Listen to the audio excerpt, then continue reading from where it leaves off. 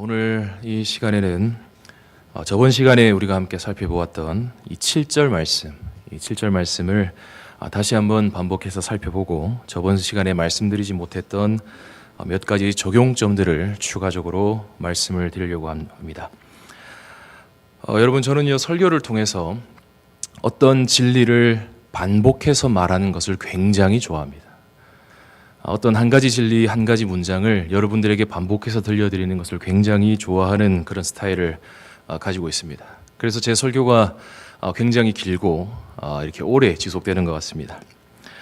여러분, 만약에 한번 생각해 보시면요, 만약에 어떤 누군가가 어떤 사실을, 어떤 진리를 반복해서 이야기한다는 말은 그 사실이 무엇이라는 말입니까? 중요하다는 말입니까? 중요하지 않다는 말입니까? 중요하다는 말이겠죠. 요즘 우리가 뉴스를 틀면 계속해서 반복해서 등장하는 내용들이 있습니다. 날씨와 관련된 내용들인데요. 무슨 내용이냐? 빙판길을 조심해야 한다. 그런 이야기들이 우리가 뉴스를 틀면 계속해서 반복해서 들려오고 있습니다. 특별히 운전할 때 블랙 아이스 현상을 조심하십시오 라는 그런 내용들이 우리의 귓가에 계속해서 들려오고 있죠. 왜 뉴스를 틀기만 하면 이러한 내용들이 우리의 귓가에 반복해서 들려지는 것입니까? 그만큼 우리에게 중요한 내용이기 때문입니다. 오늘 저는 여러분들에게 저번 시간에 들려드렸던 남달리 구별하는 행위, 남달리 구별하는 행위에 대해서 다시금 반복해서 말씀을 드리려고 합니다.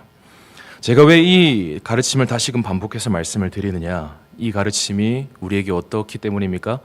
중요하기 때문입니다. 어떤 분들은 이렇게 질문하실지도 모르겠습니다. 아니, 목사님, 다음 본문 준비 못해서 이렇게 때우시는 거 아닙니까? 예.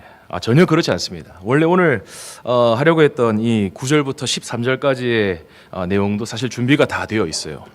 살짝만 말씀을 드리면 9절에서 13절까지의 이 내용은요, 성도가 교회 내에서, 세상 내에서 어떤 모습으로 살아가야 하는지를 우리에게 말해주고 있습니다. 조금 더 구체적으로는 성도가 교회 내에서, 세상에서 어떤 왕으로서, 어떤 왕의 모습으로서 살아가야 하는지를 9절에서 13절까지 이야기를 하고 있습니다. 여러분, 1세기 당시의 고린도 성도들은요, 교회 내에서 왕처럼 살아가고 있었습니다. 바울의 표현을 빌리면 왕노릇하고 있었다라고 이야기를 합니다. 그러나 고린도 성도들이 취했던 이 왕의 태도는요, 성경이 말하는 왕의 태도가 아니라 세상이 말하는 왕의 모습이었죠. 당시 고린도 성도들은 세상의 왕들이 취하던 태도를 교회 내에서 그대로 취하고 있었습니다. 자신을 높이기 위하여서 누군가를 깎아내립니다. 자신이 배 부르기 위해서 다른 지체들의 양식을 빼앗아서 자기의 배를 먼저 불립니다. 그리고 당시의 고린도 성도들은요, 사도들의 가르침이 없이, 그 가르침을 떠나서 너희들이 우리 없이 왕이 되었다, 사도들의 가르침을 떠나서 세상적인 풍성함과 세상적인 가르침을 추구했던 그런 왕들이었다는 것입니다. 저 혹시 히터 한 번만 꺼주시겠습니까? 예, 계속 꺼져 있습니까? 죄송합니다. 제가 이게 히터 바람을 쐬면 목이 되게 건조해져가지고, 네, 죄송합니다. 다 꺼야 됩니까? 예, 다 꺼달랍니다. 예, 히터를 다 꺼주시면 감사하겠습니다. 다 꺼져 있습니까? 그 바람이 지금 나오고 있습니다. 다시 한 번만 확인해 주시면. 예. 그래서 당시의 고린도 성도들은 이 성경이 말하는 이 왕의 그런 태도가 아니라 세상적인 왕의 태도를 갖추고 있었다는 것이죠. 바울은 8절에서 그런 잘못된 왕노릇을 하고 있는 성도들에게 이렇게 이야기를 합니다. 참으로 너희가 왕이 되기를 원하노라. 여러분, 이것이 무슨 말입니까? 어떤 학자는 이 말이 비꼬는 말이라고 이야기를 합니다. 그러나 저는 그렇게 받아들이지 않아요. 바울이 왜 이렇게 이야기를 하고 있느냐? 너희들이 정말 왕이 되면 좋겠다. 너희들이 정말 기록된 말씀이 이야기하고 있는 그 왕, 하나님께서 말씀하시는 그 왕이 되면 좋겠다. 지금 너희들이 취하고 있는 잘못된 왕의 모습, 잘못된 왕 노릇을 벗어버리고 진짜 왕이 되어라. 성경이 말하는 진짜 왕 노릇을 교회 내에서 행해라 라고 말을 하기 위해서 이런 얘기를 했다는 것이죠. 그리고 이후에 9절부터 바울이 하나님이 고린도 성도들에게 원하시는 왕 노릇이 무엇인지를 이야기를 하죠. 이 내용은 다음 시간에 제가 말씀을 드리도록 하겠습니다. 오늘은 앞서 말씀드린 것처럼 다시금 7절 말씀을 반복해서 살펴보고 몇 가지의 적용점들을 여러분들에게 이야기를 해드리도록 하겠습니다. 여러분 사실 잘 모르겠어요. 9절부터 13절까지의 말씀을 이렇게 다 연구를 하고 이렇게 다 준비를 해두었는데 왜 성령께서 저에게 특별한 감동을 주셔서 7절 말씀을 다시 전하고 다시 다루어라 라고 말씀하시는지, 왜 그런 감동을 주시는지 저는 잘 모르겠습니다. 이 자리에 7절의 말씀을 다시금 듣고 마음에 새겨야 하는 그런 분들이 계신지 아니면 없으신지 저는 잘 모르겠습니다. 그저 성령의 감동을 따라서 이 시간 7절 말씀을 다시 한번 전하도록 하겠습니다. 저번 시간에 우리는 7절을 중심으로 고린도 교회 내에 남달리 구별 짓는 일들이 일어나고 있었다라는 사실을 함께 들었습니다. 여러분, 남달리 구별 짓는 행동이 무엇이었습니까? 이 7절에 등장하는 구별이라는 단어의 뜻을 살펴보면요, 이런 의미를 가지고 있었죠. 차이가 있다고 결론을 짓다.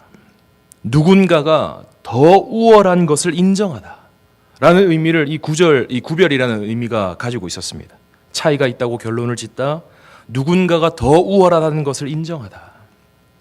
다시 말해서 지금 고린도 교회 내에 많은 성도들이 어떤 지도자와 다른 지도자를, 어떤 성도와 다른 성도를 비교하는 일들이 일어나고 있었고, 그 둘을 비교해서 어떤 차이가 있는지를 결론을 지어버리고 누가 더 우월한지, 누가 더 탁월한지, 누가 더 부족한지를 자기들의 잣대로 자기들 마음대로 확장하는 일들이 고린도 교회에 일어나고 있었다는 거예요. 어떤 한 대상을 높이기 위하여서 누군가를 깎아내리고, 어떤 한 대상을 칭찬하기 위하여서 누군가를 비하하는 일들이 고린도 교회 내에서 계속해서 일어나고 있었다는 것입니다. 바울을 높이기 위해 아볼로를 비하합니다. 아볼로를 칭찬하기 위해서 바울을 깎아내립니다. 이런 일들이 교회 내에서 일어나고 있었어요. 방언의 은사를 가진 성도를 높이기 위하여서 예언의 은사를 가진 성도를 무시하는 일들이 일어나고 있었고, 예언의 은사를 가진 성도를 칭찬하기 위하여서 방언의 은사를 가진 성도들을 비하하는 일들이 일어나고 있었다는 것이죠. 여러분, 우리도 때로 고린도 교회 성도들처럼 이러한 남달리 구별짓는 행위들을 할 때가 많이 있습니다. 우리도 누군가를 높이기 위해서, 그들의 마음을 사기 위해서, 누군가의 마음에 들기 위하여서 그 사람 앞에서 누군가를 비하할 때가 있고, 누군가를 깎아내리면서 그런 일들을 서슴지 않고 행하면서 그 상대방을 높이는 일들이 많이 있다는 것입니다. 우리도 그런 일들을 많이 한다는 거예요. 아이고, 누구는 그렇던데, 아이고, 누구는 이렇던데, 당신은 그렇지가 않네요. 그리고 우리는 누군가 앞에서 남달리 구별짓는 이런 일들을 행할 때도 많이 있지만, 우리가 남달리 구별짓는 대상이 될 때도 많이 있습니다. 누군가가 여러분 우리에게 와서요, 다른 사람을 깎아내리면서 우리를 높여줍니다. 아이고, 목사님, 다른 목사님들은 이렇던데, 다른 목사님들은 저렇던데, 목사님은 그 목사님들과 다르시네요. 아이고, 장로님, 아이고, 권사님, 아이고, 집사님, 장로님, 집사님, 권사님은 다른 직분자들과는 달리 더 신실하시고 더 경건하시네요. 다른 직분자들은 신실하지도 않고 헌신하지도 않는데 장로님, 집사님, 권사님은 헌신하시고 신실하시네요. 아이고, 당신은 그 어머니께서는 다른 어머니들과 다르게 더 헌신하시고 더 아이들을 챙기시네요. 우리의 모습을 솔직히 돌아보면 우리 모두는 이러한 대접들을 은근히 좋아합니다. 우리는 이러한 남달리 구별된 높임을 받을 때 이상한 우월감에 빠지게 됩니다. 그리고 우리가 이러한 대접을 받으면 좋기 때문에, 내가 기쁘기 때문에 우리도 누군가를 이러한 방식으로 높여주려고 하는 것이죠. 타인을 비하하면서, 타인을 깎아내리면서 상대방을 높여주고자 하는 그런 일들을 우리는 행하려고 합니다. 그러나 이러한 남달리 구별짓는 일들을 계속해서 행하게 될 때에 어떤 일들이 따라온다고 말씀드렸습니까? 6절 말씀에 나오는 것처럼 우리가 누군가를 남달리 구별짓기 시작할 때에, 특정 타인을 비하하는 방식으로 누군가를 높여주기 시작할 때에 그 사람은 교만의 자리에 앉게 된다. 누군가를 대적하는 자리에 앉게 된다 라고 성경이 이야기하고 있다는 거예요. 누군가가 나를 남달리 구별 지어줄 때에, 타인과 나를 비교하면서 타인을 깎아내리면서 나를 높여주는 말을 할 때에, 내가 그 말을 들을 때에 나는 그 누구보다 쉽게 교만의 자리에 앉게 되고 그 누구보다 쉽게 대적하는 자리에 앉게 된다고 말씀드렸죠. 우리가 세상에서 사용하는 이 남달리 구별 짓는 일들, 누군가를 높이기 위해 누군가를 깎아내리고 비하하고 약점을 들춰내는 일들을 계속해서 하게 되면요, 그 높임받는 대상, 내가 높이는 그 대상을 교만의 자리에 앉혀주는 겁니다. 그 높임받는 대상을 대적의 자리에 앉혀주는 거예요. 여러분, 다른 지체의 약점을 들으면서 누군가를 향한 비하를 들으면서 높아진 그 사람의 마음을 한번 생각해 보십시오. 자신이 얼마나 대단하고 자신이 얼마나 특별하고 자신이 얼마나 거룩한 존재처럼 느껴지겠습니까? 그러니 자연스럽게 이렇게 생각하는 겁니다. 야, 나는 정말 대단한 목사구나. 나는 정말 대단한 장로구나. 나는 정말 대단한 아빠요. 나는 정말 대단한 사람이요. 대단한 엄마구나. 내가 가지고 있는 모든 것들은 하나님이 나에게 은혜로 주신 게 아니라 내가 뛰어나서, 내가 능력이 좋아서 얻게 된 거고 가지게 된 것이구나. 우리가 그런 남달리 구별짓는 칭찬들을 들을 때 우리 안에 일어나는 일들입니다. 이러한 마음을 가지게 되니까 어떻게 됩니까? 자연스럽게 자신과 다른 지체들, 자신보다 못한 지체들을 볼 때마다 그들보다 내가 옳다고 생각하는 거죠. 교만해지는 겁니다. 내가 더 뛰어나니까, 그 사람보다 내가 더 능력이 좋으니까, 내가 더 헌신된 직분자니까, 내가 더 뛰어난 목사니까, 내 말이 더 맞고, 내가 더 경력이 많으니까, 내가 더 신앙의 연수가 많으니까 내 생각이 더 맞다고 생각하게 되는 거예요. 그러니 나보다 못한 사람, 나를 높이기 위해 낮아진 그 사람을 잘못되었다고 이야기하고 틀렸다고 이야기하는 것이죠.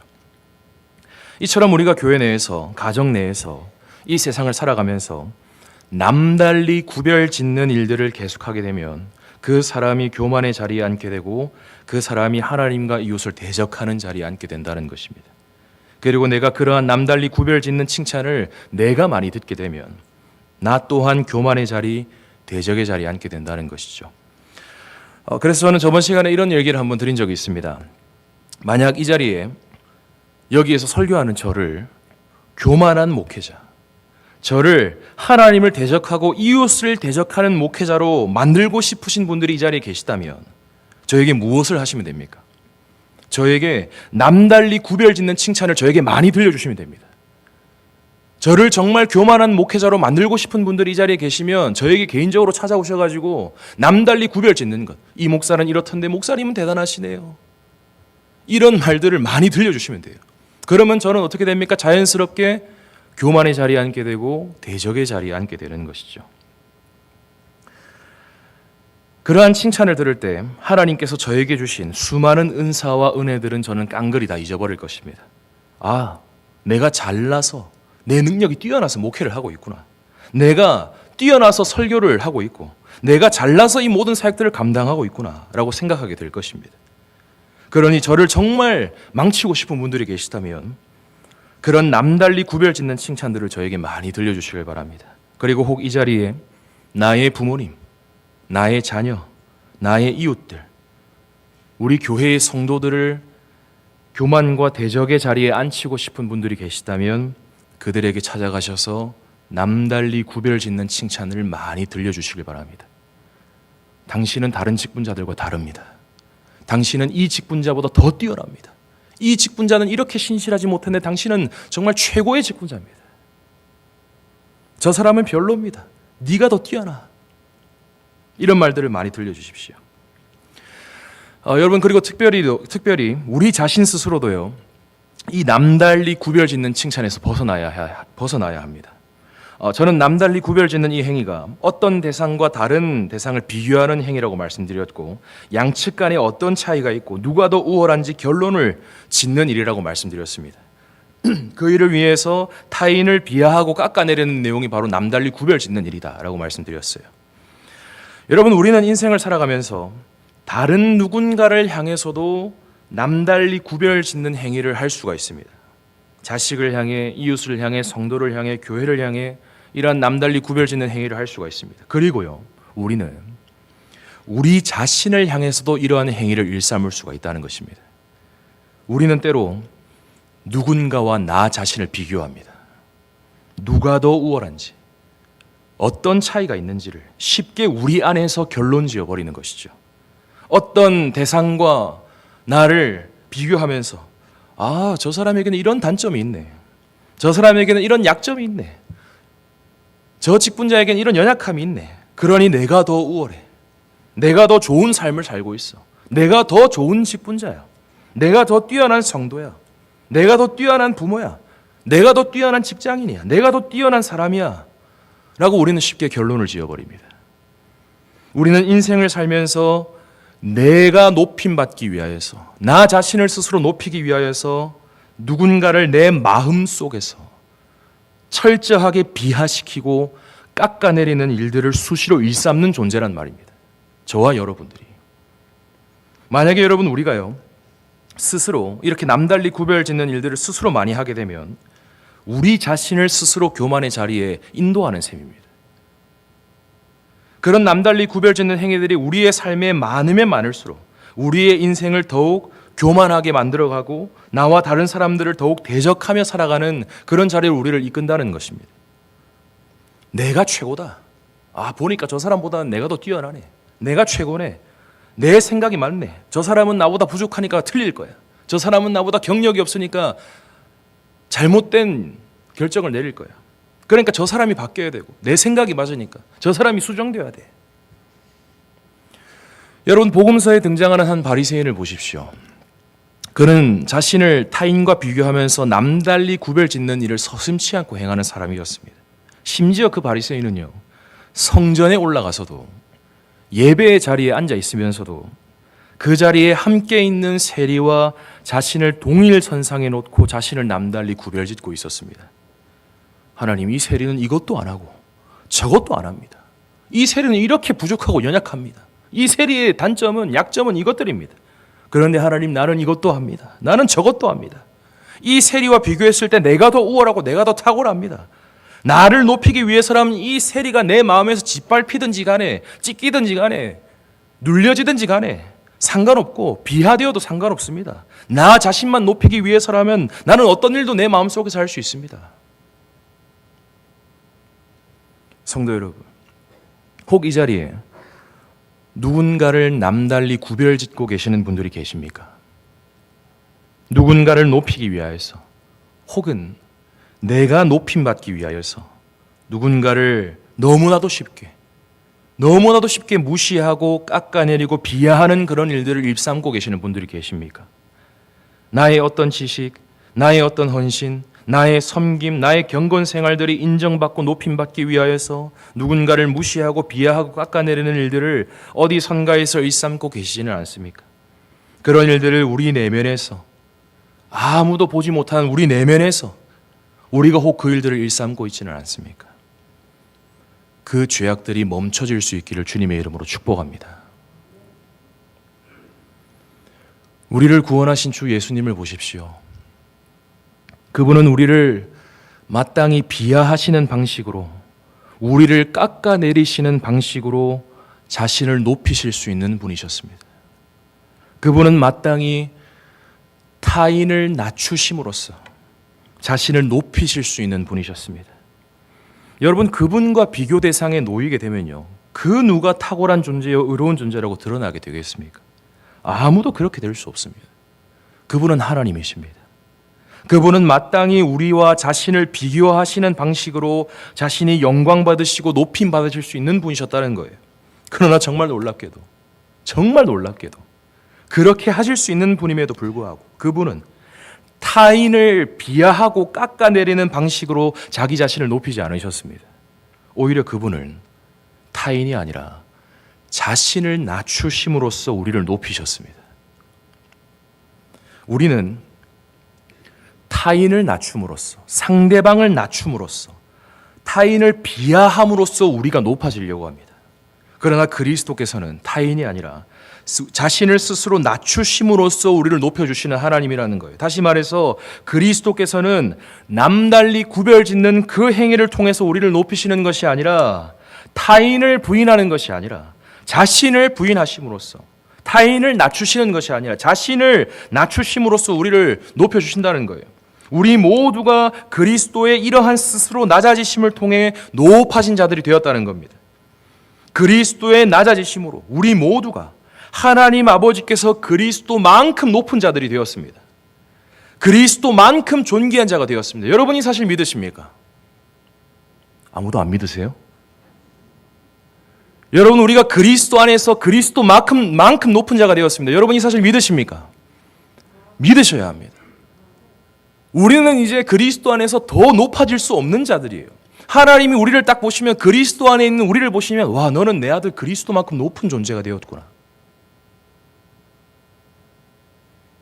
우리는 그리스도만큼 존귀한 자가 되었습니다. 여러분, 만약에 우리 안에 그리스도로 말미암은 이러한 정체성이 세워지게 되면요, 우리는 남달리 구별짓는 행위를 하지도 않게 되고 바라지도 않게 됩니다. 왜 그렇습니까? 우리 안에 예수 그리스도로 인해 높아진 그 은혜의 자존감이 생겼기 때문이에요. 내가 하나님 아버지 앞에서 이미 그리스도만큼 높아졌다는 사실을 온전히 경험한 성도는요, 이제 더 이상 누군가를 높이기 위하여서 타인을 깎아내리고 비하하는 일들을 하지 않게 됩니다. 왜 그렇습니까? 그 방법은 그리스도께서 기뻐하시는 방식이 아니라, 기뻐하시는 방식이 아니라는 사실을 십자가를 통해서, 그리스도의 스스로 낮아지심을 통해서 깨달았기 때문입니다. 그리스도께서 만약에 타인을 비하하면서 높아지는 그 방식을 원하셨다면 십자가에서 바로 그 방법으로 우리를 구원하셨을 것입니다. 그러나 그리스도께서는 그 방법으로 우리를 구원하지 않으셨어요. 우리는 그리스도의 자기 낮추심, 스스로의 낮추심을 통해서 높아지고 구원받았습니다. 우리가 그 은혜를 정말 안다면 이제 우리는 누군가를 높이기 위하여서 타인이 아니라 자기 자신을 낮추기 시작할 것입니다. 그리고 내가 하나님 아버지 앞에서 이미 그리스도만큼 높아졌다는 사실을 온전히 확인하고 경험한 성도는 이제 누군가에게 남다른 구별받기를 원하지도 않는다는 거예요. 이제 그리스도 안에서 내 옆에 있는 타인보다 높임받기 위하여, 높임받고자 하는 그런 원하는 마음들이 완전히 사라지게 되었다는 거예요. 하나님께서 나를 그리스도 안에서 이 세상 가장 존귀하게 높여주셨는데, 이 세상에서 세상 사람들의 칭찬에 이를 휘둘리고 저리 휘둘리지 않는다는 말이에요.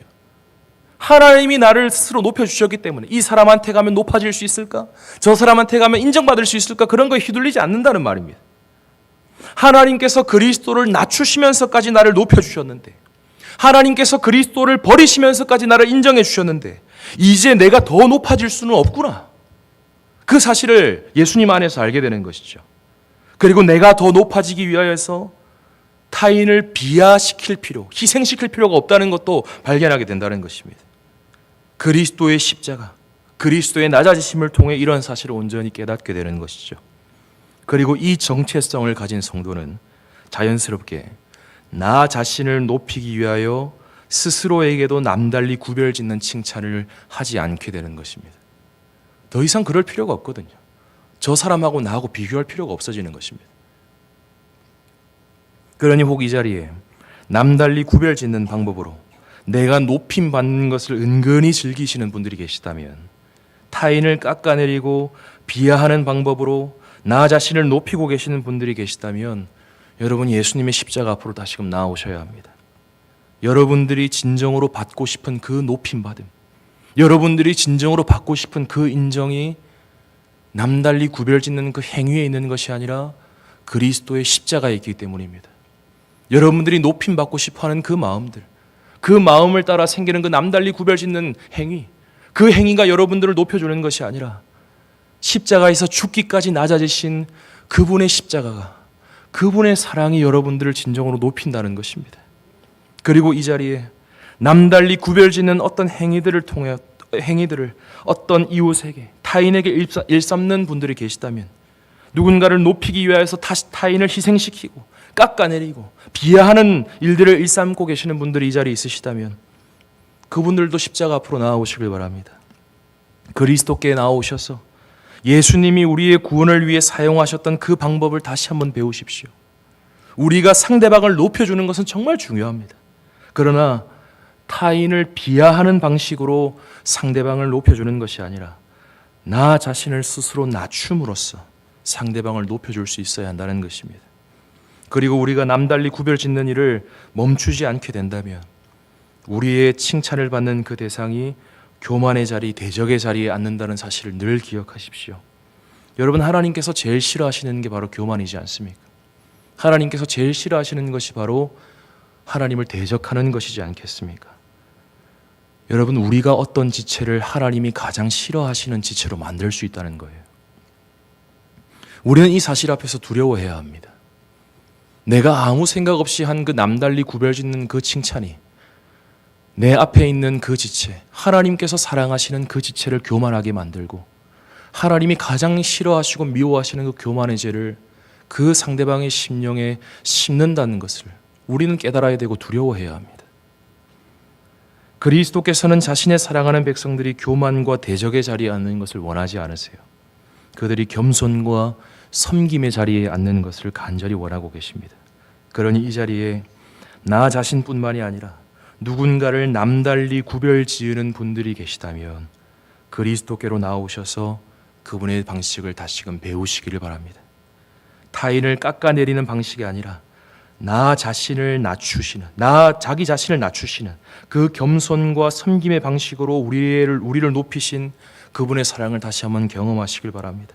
오늘 우리가 그리스도의 십자가를 통하여 주님의 방식을 배우고 우리가 그러한 방식으로 서로를 높여줄 때에 그곳이 바로 이 세상 가장 아름다운 하나님의 나라가 되는 것입니다. 여러분 한번 생각해 보십시오. 이 사실을 한번 생각해 보십시오. 한 공동체가 있습니다. 한 공동체에 사람들이 속해 있어요. 이 한 공동체에 속한 모든 사람들이 지금 서로를 높이고 있습니다. 그런데 타인을 비하하는 방식이 아니라 자신을 낮추는 방식으로 상대방을 높이고 있어요. 여러분 그 모습을 한번 상상해 보십시오.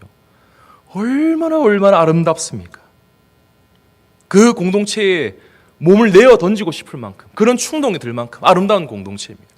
여러분 반대로 또 다른 한 공동체를 생각해 보십시오. 한 공동체에 사람들이 속해 있습니다. 그 공동체에 속한 모든 사람들이 서로를 동일하게 높여주고 있어요. 서로를 칭찬해주고 있습니다. 그런데 자신을 낮추는 방식으로 서로를 높여주는 게 아니라 타인을 비하하는 방식으로 서로를 높여주고 있습니다. 여러분 그것이 얼마나 지옥 같겠습니까?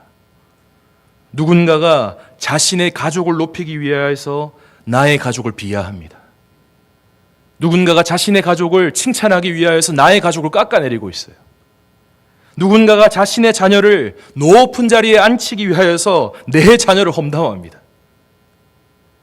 누군가가 공동체 내에서 내 자녀의 우월함을 드러내기 위하여서 다른 자녀의 약점들을 드러냅니다. 여러분 다른 곳이 지옥이 아니라 바로 그곳이 지옥입니다.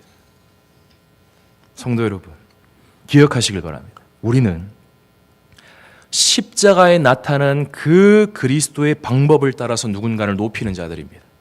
상대방을 높이기 위하여 타인을 비하하는 것이 아니라 상대방을 높이기 위하여 나 자신을 기꺼이 스스로 낮추며 살아가는 자들이 바로 저와 여러분이라는 거예요.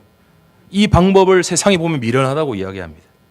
그러나 우리는 이것이 진리라고 믿는 자들이며 나를 사랑하사 나를 위하여 자기 몸을 버리신 그리스도께서 이 방법으로 사셨고 이 방법으로 우리를 구원하셨기 때문에 그분을 따라간다고 고백하는 우리들도 이 방법으로 살기로 작정하는 것입니다. 여러분 이와 관련해서 구체적인 적용을 몇 가지 해드리려고 합니다. 성도 여러분, 나 자신을 낮춤으로써 상대방을 높인다라는 말을 제가 계속해서 반복해서 드렸는데 구체적으로 이 말이 무슨 이야기입니까? 먼저 잘못된 예를 몇 가지 한 가지 들으려고 하는데요. 어떤 한 가정이 있습니다. 남편이 혹은 아내가 있습니다. 그런데 그 한 배우자가 다른 배우자에게 이렇게 이야기한다고 하면 생각해 보십시오. 아니 여보, 우리 아랫집 남편은 우리 아랫집 아내는 이렇게 해준다는데 왜 당신은 그 모양이야? 참고로 저희 집 이야기는 아닙니다. 여보, 우리 아랫집 남편이 이렇게 나에게 아내에게 잘해주고 아랫집 남편이 이렇게 아내에게 헌신한다는데 왜 당신은 그렇게 안 해주는 거야? 여러분 지금 이 아내가 무엇을 한 것입니까? 아랫집에 사는 부부를 높이기 위하여서 내 배우자를 비하하고 깎아내린 거예요. 남달리 구별지으는 것이죠. 이 행위를 통해 우리 집과 아랫집에 지금 어떤 차이가 있고 누가 더 우월한지를 결론지어버린 것입니다. 성도 여러분, 이러한 말은요, 상대 배우자에게 대적하는 마음을 불러일으키죠. 여러분 또한 반대로 아랫집 남편은, 여보, 아랫집 남편은 이것도 못하고 저것도 안 해주던데 당신은 이것도 해주고 저것도 해주네. 당신 최고야. 여러분 이렇게 이야기한다고 생각해 보십시오. 이러한 칭찬은 내 배우자를 높이는 것처럼 보이지만 내 배우자를 교만하게 만드는 칭찬입니다. 여러분, 우리는 이러한 방식으로 높임받고 높여주는 자들이 아닙니다. 우리는 어떻게 상대방을 높여주어야 합니까? 타인을 낮추는 방식이 아니라 자신을 낮추는 방식으로 높여주어야죠. 여러분, 타인을 낮추는 것은 쉬운 일입니다. 타인을 낮추는 것은 쉬운 일이에요. 그런데 자기를 낮추는 일은 어려운 일이죠. 여러분, 나를 낮춘다는 말이 무슨 말이냐? 나를 낮춘다는 말은요, 내가 하기 힘든 일, 내가 하기 꺼려하는 일, 내가 하기 두려워하는 일을 기꺼이 한다는 것을 의미합니다. 그것이 나를 낮춘다는 말의 의미예요. 내가 하기 힘든 말이 있더라도, 내가 하기 어려운 일이 있더라도 나 자신을 부인하면서 그 말을 기꺼이 해주는 것, 그 일을 기꺼이 해주는 것이 나를 낮추어서 상대방을 높인다는 것입니다. 여러분, 누군가와 싸웠을 때에, 여러분 다들 싸워보셨죠? 누군가와 싸웠을 때에 가장 하기 힘든 일, 가장 꺼려지는 일이 무엇입니까? 내가 먼저 화해의 손길을 내미는 것입니다. 그것이 가장 힘든 일이에요. 그것이 가장 꺼려지는 일입니다. 심지어 내가 잘못하지도 않았어요. 상대방이 잘못했어요. 상대방이 심지어 나에게 잘못된 사과도 하지 않습니다. 그런 상황에서 내가 먼저 사과의 손길을 내민다, 그것만큼 꺼려지는 일이 없습니다. 그것만큼 하기 힘든 일이 없어요. 그러나 내가 잘못하지는 않았더라도 그 사람을 생각하고 그 사람과의 관계를 생각해서 먼저 화해의 손길을 내밀고 먼저 미안하다고 사과하는 것이 바로 나를 낮추는 일입니다. 얼마나 하기 힘든 일입니까? 여러분, 이 자리에 많은 믿음의 부모님들이 계시는데요, 남편과 아내 사이에서도 이처럼 나를 낮추는 일들이 계속 필요합니다. 나를 낮춤으로써 상대 배우자를 높여주는 일들이 필요합니다.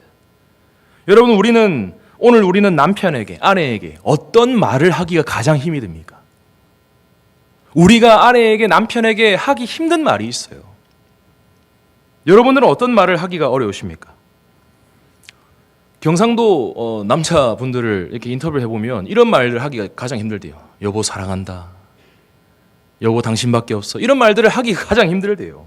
당신밖에 없어. 당신이 있어서 내 삶이 정말 부유해졌어. 당신의 사랑과 기도와 헌신이 있어서 우리 가정이 지금까지 올 수 있었어. 지금까지 내 옆에 있어 주어서 고마워. 힘이 들고 어려울 때마다 큰 위로를 주어서 고마워. 지금까지 참 여보 당신이 고생 많았다. 그런 말들을 우리는 배우자에게 하기 힘들어합니다. 혹 이 자리에 그런 말들을 하기 힘든 분들이 계시다면 오늘 집으로 돌아가시면 그런 말들을 용기 내어서 하시길 바랍니다. 여러분, 그것이 나 자신을 낮추는 방식으로 상대방을 높이는 방식이 될 수 있다는 거예요. 여러분, 다른 집과 비교하지 마십시오.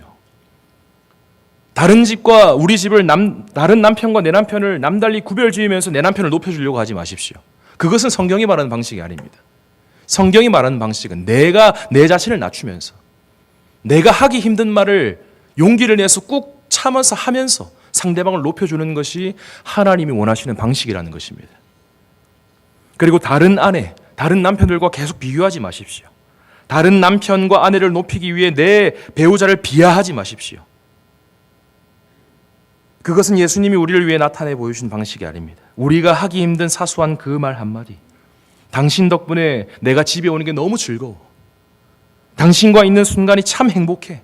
당신이 내 곁에 있어줘서 너무 고마워. 오늘 저녁 너무 맛있다 여보. 그런데 간이 좀 짜긴 한데 오늘 저녁 너무 잘 됐다. 지금까지 애 키운다고 얼마나 고생 많았어. 여보 사랑해. 여보 축복해. 하나님이 당신을 사랑하셔. 나를 부인하고 나를 낮추고 들려주는 이 사소한 말 한마디가 울려 퍼질 때 그리스도께서 가장 기뻐하신다는 것입니다. 여러분, 이 원리는 자녀들에게도 그대로 적용됩니다. 자녀들에게도 그대로 적용돼요. 성도 여러분, 우리 집 자녀를 다른 자녀와 비교하지 마십시오. 다른 집 자녀를 낮추면서 다른 집 자녀들의 약점을 들추어내면서 내 자녀를 높이지 마십시오. 다른 집은 이런 거 못하던데 너는 이거 할 수 있잖아. 그렇게 얘기하지 마십시오. 다른 집 자녀를 높이기 위해서 또한 내 자녀를 비하하지 마십시오. 다른 집은 이런 거 잘하는데 왜 너는 이런 거 못해? 우리가 이러한 남달리 구별짓는 행위들을 멈추지 않으면 우리 자녀들이 이 교만의 자리, 대적의 자리에 앉게 된다는 거예요. 그리고 우리가 사용하는 그 방법들을 자녀들이 그대로 사용합니다. 내가 높아지려면 타인이 비하되어야 되구나. 내가 높아지기 위해서는, 인정받기 위해서는 누군가가 무시당해야 되는구나. 그런 방법으로만 내가 높아질 수 있구나. 이런 거를 은연중에 배운다는 것입니다. 우리는 자녀들에게 남달리 구별짓는 그런 모습이 아니라 그리스도께서 높여주시는 그 방법을 알려줘야 한다는 거예요. 부모인 나 자신을 낮춤으로써, 내가 하기 힘든 것을 함으로써 자녀를 높여주고 존중해주는 그 방법을 사용해야 한다는 겁니다. 우리는 때로 자녀들에게 쉽게 화를 냅니다. 우리는 때로 자녀들을 존중하지 않을 때가 있습니다. 자녀들을 타인과 비교하면서 자녀들을 낮추는 일들은 잘하지만 정작 내가 자녀들 앞에서 낮아지고 그 자녀들의 발 아래로 내려가서 그 자녀들의 발을 씻겨주는 것들은 우리는 잘 못하는 것 같습니다. 여러분 기억하십시오. 우리는 자녀들을 낮추는 자들이 아니라 자녀들을 위해 기꺼이 낮아지는 자들입니다. 자녀들을 대하다 보면 우리가 하기 힘든 일, 꺼려지는 일들이 생깁니다. 그러나 우리 자신을 낮춘다는 말이 무슨 말이라 했습니까? 내가 하기 힘든 일, 꺼려하는 일들을 기꺼이 하는 것이다 라고 말씀드렸죠. 그리스도께서 우리를 높여주시기 위하여서 감당하기 힘드셨던 그 십자가의 일, 그리스도께서 꺼려하시던 그 십자가 죽음의 일, 자신을 낮추시던 일들을 기꺼이 감당하신 것처럼 우리도 자녀들을 위하여서 그 일들을 기꺼이 감당해야 한다는 거예요. 그 일들은 가정마다 부모님마다 다를 것입니다. 어떤 부모님에게는 놀아주는 일일 수도 있고요. 어떤 부모님에게는 전화 한 통하고 자녀에게 카톡 한 통하는 일일 수도 있고, 어떤 부모님에게는 자녀에게 사랑한다고 말해주는, 표현해주는 그런 일일 수도 있습니다. 어떤 부모님에게는 자녀들과 함께 하루 종일 시간을 보내주는 일일 수도 있고, 어떤 부모님에게는 함께 자녀들과 여행 가고 둘이서 식사하고 둘이서 영화 보는 일일 수도 있습니다. 이런 것들을 꺼려 하실 수도 있어요. 이런 것들이 힘이 들다고 이야기할 수도 있습니다. 어떤 부모님에게는 먼저 자녀에게 화해의 손길을 내밀고, 어떤 부모님에게는 자녀들에게 금전적인 도움을 주는 일일 수도 있습니다. 우리가 자녀들을 마주할 때에 힘이 들거나 꺼려지는 일들을 기꺼이 해주는 것, 그것이 나를 낮추어서 상대방을 높이는 일이요, 바로 그 일을 우리가 행할 때 그리스도께서 기뻐하시고 감격스러워 하신다는 것입니다. 여러분, 이 이야기는요, 부부와 부모님들에게만 적용되는 것이 아니라 자녀들에게도 적용됩니다. 자녀들이 부모님을 대할 때, 직장에서도 적용됩니다. 친구 관계에서도 적용됩니다. 교회 내에서 적용됩니다. 심지어 식당 종업원과 나 사이에서도 적용이 됩니다. 헤어샵 원장님과 나 사이에서도 이 원리가 적용됩니다. 택배 기사님과 나 사이에서도 이 원리가 적용된다는 것입니다. 우리는 삶의 곳곳에서 누군가를 높이기 위해 타인을 비하하는 자들이 아니라 나 자신을 스스로 낮춤으로써 내가 하기 힘든 그 일을 기꺼이 감당함으로써 상대방을 높이는 자들이라는 것입니다. 여러분 아마 해보시면 쉽지는 않을 것입니다. 정말 쉽지는 않을 것입니다. 그래서 우리에게 무엇이 필요합니까? 하나님의 은혜가 필요한 것입니다. 그래서 우리에게 하나님의 보이는 은혜이신 예수님의 그 따뜻한 사랑이 필요하다는 것입니다.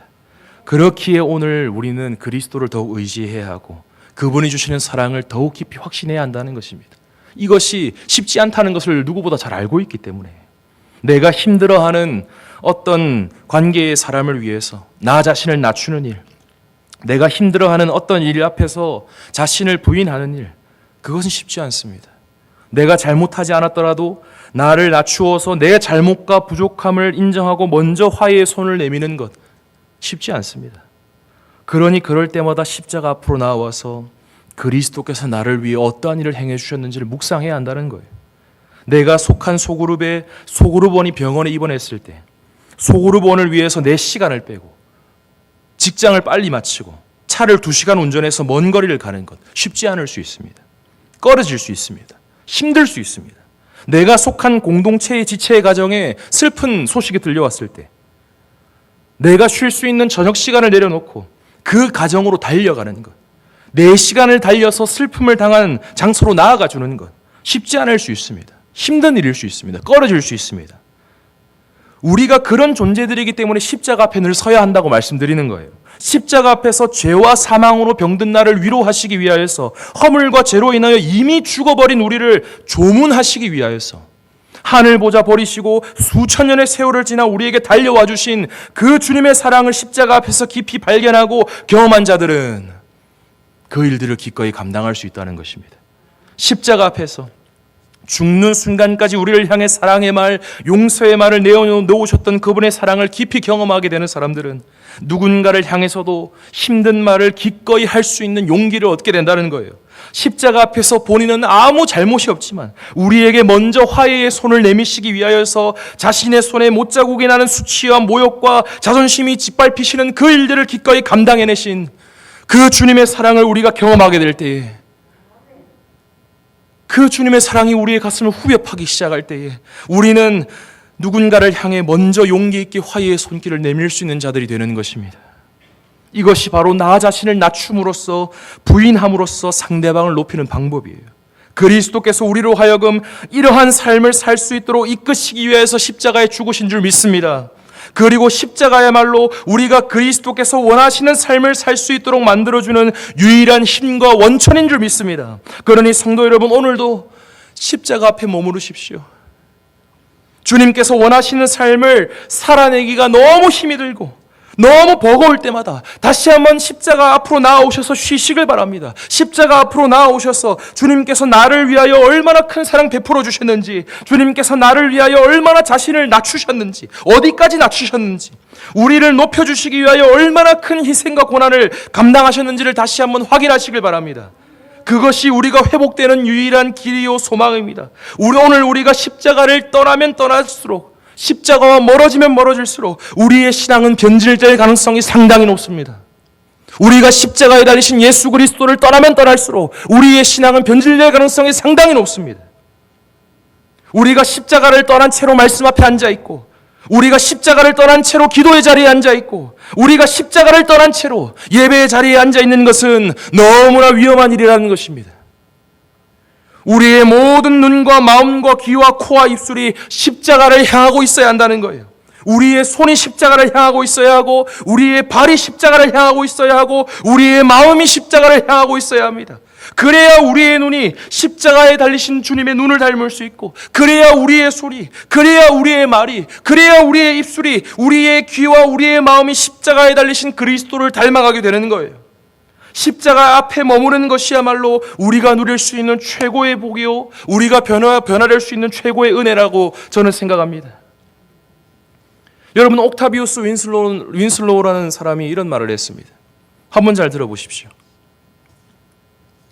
십자가 아래야말로 천국에 가장 가까운 장소요, 십자가 아래야말로 천국의 가장 귀한 복들이 유일하게 발견되는 곳이며, 그 십자가에서 퍼져나오는 따뜻한 햇볕 아래야말로 성령의 거룩한 열매들이 무르익는 곳이며, 십자가의 신성한 그늘 아래에서 가장 달콤한 휴식을 얻을 수 있는 곳이며, 성령 하나님의 직접적인 가르침 아래에 있을 때보다도 오히려 십자가 아래에 있을 때에 믿는 영혼이 그리스도와 가장 친밀한 교제를 누리게 되고 하나님께 더 나아가게 된다는 것을 나는 확신합니다.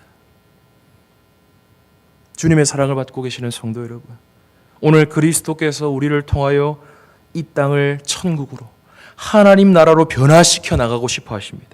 오늘도 살아계신 그 주 예수님께서 우리의 삶에 남달리 구별짓는 그 죄악들을 끊어내기를 간절히 소원하고 계십니다. 우리의 삶에 가득한 남을 향한 비하와 비교와 무시와 깎아내리는 그 일들을 이제 끊어버리고 싶어 하신다는 거예요. 그러한 흑암의 나라의 일들을 이제 끊어내버리시고 우리의 삶을 하나님 나라의 진리로 가득 채우고 싶어 하십니다.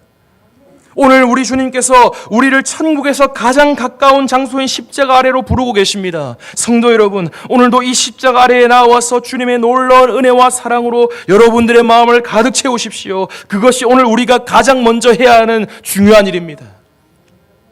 순종하기 위하여서 몸부림치는 것보다, 내가 바르게 살아야지라고 결단하는 것보다, 그분의 십자가 아래에 나아가 우리의 마음이 새롭게 되는 것이야말로 우리에게 있어서 가장 시급한 문제요, 가장 중요한 문제라는 것입니다. 우리가 십자가 아래에서 주 예수님의 마음을 정말 온전히 발견하게 되고 경험하게 되면 순종은 자연스럽게 따라오게 됩니다. 그러니 오늘도 우리는 십자가 앞에 머물러야 하는 것이죠. 성도 여러분, 제가 이 자리에 서는 목적이 있습니다. 제가 이 자리에서 여러분들에게 설교하는 가장 중요한 목적이 있습니다. 이유가 있어요. 제가 교회에서 열심히 사역하는 이유가 있습니다. 제가 우리 교회 학교, 우리 초등부 자녀들 앞에 서는 이유가 있습니다. 여러분, 그 이유가 무엇인지 아십니까? 주님께서 사랑하시는 그 백성들에게 가장 유익한 그리스도를 들려주기 위해서입니다. 주께서 사랑하시는 백성들의 마음에 생명이신 우리 주 예수 그리스도를 심어주시기 위하여서 제가 이 자리에 서서 설교하는 거예요. 여러분, 리처드 백스터라는 청교도가 이런 말을 했습니다. 한번 들어보십시오. 성도들의 지성의 진리를 밀어넣고 성도들의 마음에 그리스도를 심어주는 것이야말로 최고의 적용입니다. 여러분, 다시 한번 들어보십시오. 성도들의 지성의 진리를 밀어넣고 성도들의 마음에 그리스도를 심어주는 것이야말로 최고의 적용이다. 여러분, 오늘 제가 여러분들에게 드릴 수 있는 최고의 선물이 무엇입니까? 이 설교를 통해서, 어떤 사역을 통해서 여러분들에게 드릴 수 있는 최고의 선물이 무엇입니까? 여러분들의 마음에 그리스도를 심어드리는 것입니다. 이 자리에서 그리스도를 나타내 보여서, 이 설교를 통해서 그리스도를 전함으로써 여러분들의 마음에 그리스도를 온전히 심는 것이 제가 여러분들에게 해드릴 수 있는 최고의 일이요, 최고의 선물이라는 것입니다. 제가 우리 초등부 아이들에게 종종 하는 말이 있어요. 제가 금요 양육을 할 때마다, 목요 양육을 할 때마다 성도님들께 종종 드리는 말씀들이 있습니다. 그것이 무엇이냐?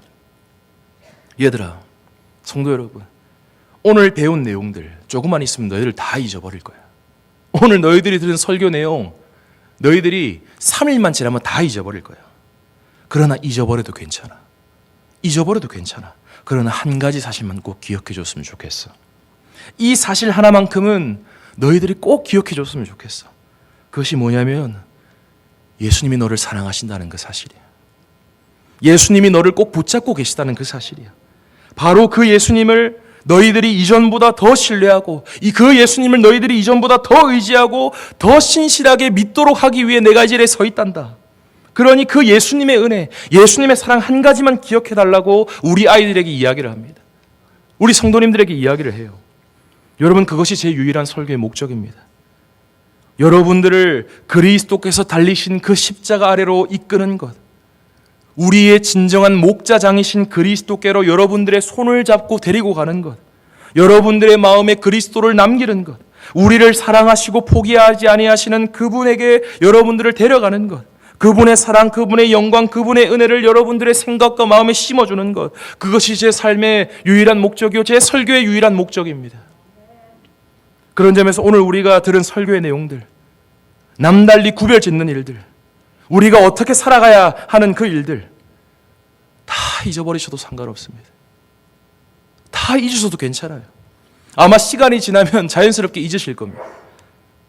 그러나 이 사실 하나만 기억해 주십시오. 그리스도께서 자주 남달리 구별짓는 그 죄를 범하는 우리를, 누군가를 비하하는 일을 서슴지 않고 행하는 우리를 끝까지 포기하지 않고 계십니다. 그분이 오늘도 우리를 사랑하고 계십니다. 그분이 우리를 포기하지 않고 계십니다. 그분이 그런 죄인인 우리를 위해 십자가에 죽으셨고 오늘도 우리를 그리스도 안에서 높여주시기 위해 우리에게 계속 낮추어 주시며 우리를 섬기고 계십니다. 우리 마음에 이 생명 넘치는 진리 하나만 자리 잡게 된다면, 이 예수 그리스도의 사랑이라는 진리 하나만 자리 잡게 된다면 우리의 삶은 자연스럽게 변화하게 될 것입니다. 여러분, 마지막으로 이야기 하나 해드리고 말씀을 정리하려고 합니다. 미국의 어떤 한 설교자가 설교 시간에 이런 질문들을 성도들에게 했다고 합니다. 여러분, 한번 이 질문을 듣고 대답해 보십시오. 어떤 설교자가 이렇게 질문을 했습니다. 성도 여러분, 우리는 마음대로 살아도 되는 존재일까요? 마음대로 살면 안 되는 존재일까요? 여러분, 이렇게 어떤 설교자가 질문했습니다. 여러분은 이 질문 앞에 뭐라고 대답하시겠습니까?